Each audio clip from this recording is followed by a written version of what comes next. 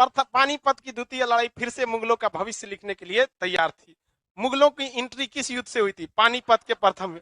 और ये दोबारा लिखने जा रहा था पानीपत के द्वितीय युद्ध। पानीपत का द्वितीय युद्ध कब हुआ? 1556। एक और किसकी नेतृत्व में सेना खड़ी थी? बैरम खान। और दूसरी ओर हेमू की विशाल सेना। वो दिल्ली को पार करते हुए कहां पहुंच गया? पानीपत। और पानीपत में कौन खड़ा था? बैरम खान। बैरम खान ने संदेश भिजवा दिया कि कितना भी युद्ध में मारे जाए, कितनी भी खून बह जाए, चाहे हम क्यों ना मारा जाए, एक भी तीर नहीं चलनी चाहिए। क्योंकि शुरुआत के 6 से 7 घंटे जो युद्ध चलेगा उसमें एक भी तीर नहीं चलेगी तो हेमू के सेना में इस बात का संदेश चला जाएगा कि इसके पास कोई तीरंदाज नहीं है। हजारों सैनिक बैरम खान के मारे गए, एक भी तीर नहीं चलाया गया था।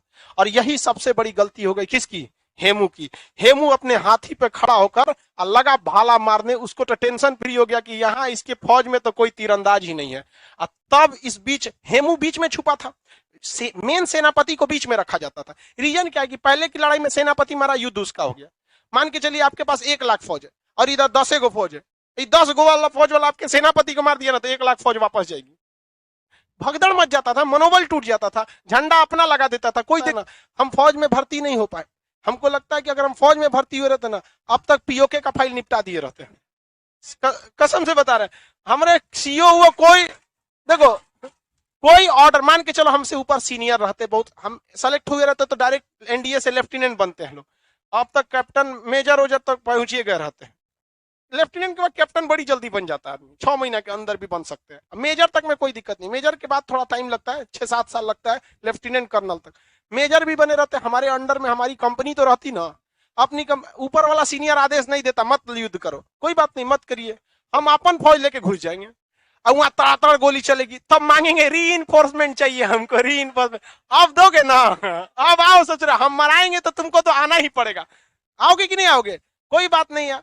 दिया अगर अंधकार को दूर करना चाहता है तो खुद को उसको जलाना ही पड़ता है। जला देते लेकिन हम पीओके लेके चलाते हैं। लेकिन ये सेनापति के अंदर ये गुण होना चाहिए कि वो अपनी सेना को कैसे भी क्या करे, मूव करा सके। लेकिन क्या कीजिए, हम लोग के यहाँ राजनीति के इतना चलता है, पीओके अटकल है, यहाँ पे फाइल निपटाना चाहिए कि नहीं होना चाहिए, लेकिन सेना वाले रोक देते हैं। तो बैरम खान ने क्या कहा कि किसको किसको लौटना है, हाथ उठाओ। हम उठा के उसको कहाँ भेजते हैं? काबुल। अब सारे पूरी सेना तैयार रही किसी के साथ लड़ने की। कोई देखता था सोचा हमरे खेमा में दूसरे का झंडा, मतलब हार गए। बाहुबली मूवी देखे हैं, झंडा आ रहा कैसे युद्ध बदल गया था यहाँ पर। तो पगला निकालता है तीर, क्या है मृत्यु। सोच रहा क्या है मृत्यु, मार देता है वापस यहाँ पर। तो बैरम खान को पता था कि अगर हमारी सेना हेमू के सेना से मुकाबला नहीं कर सकती है, अगर हम किसको मार दिए, हेमू को, पूरी सेना बिखर जाएगी। तीरंदाज लेके आया था कि नहीं बैरम खान?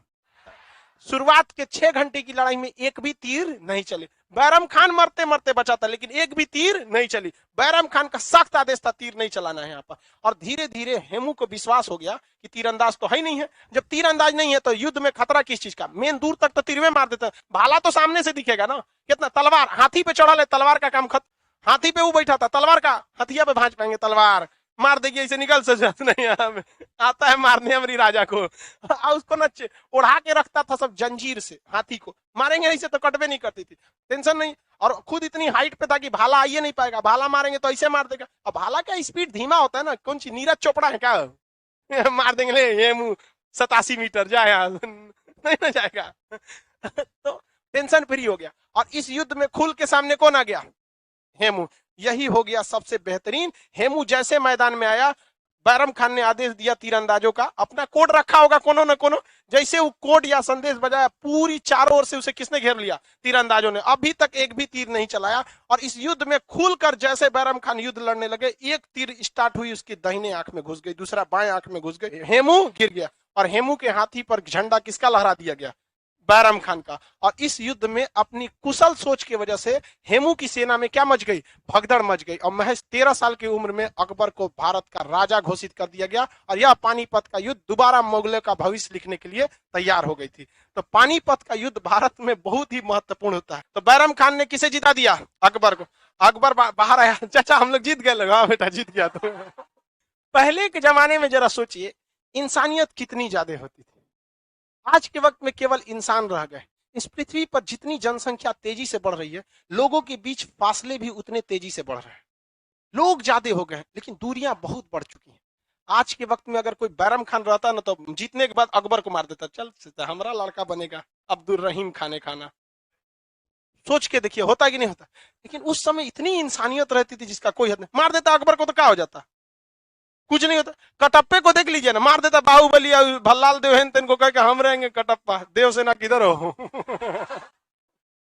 नहीं निपटा देता। चलिए अब समझ में आ गया।